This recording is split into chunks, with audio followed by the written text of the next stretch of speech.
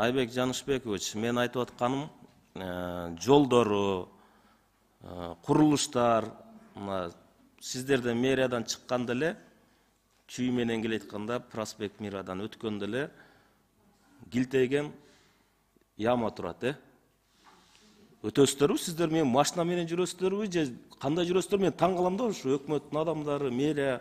Мен жөө келип кеттим. Мен ар дайым ошол жерге ямага түшөм да.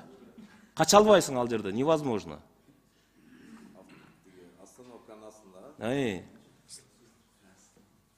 Туура айтып атасыз. Биз мен дагы ар бир жыйынга, өкмөттө болгон, министр кабинетинде болгон жыйындарга, бүгүн да жыйынга мен жөө басып жөө кетем. Сиз машина менен жүрүңүз да, эми жолду да көрүш керек да. Жок, эми бул кыска жолдо да мен дагы колдон келишинче тротуарларды көрүш үчүн, башка иш чараларды көрүш үчүн максатында мен деле жөө жүрүп. Мен айтып атканым мына, биз кошуна мамлекеттин борборлоруна барганда мындай суктанасың да.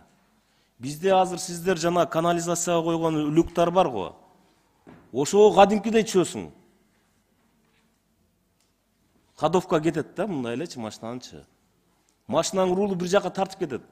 Качан ушуну мындай тегиздейбиз? Эми сизге чейинки болгон нерселер да.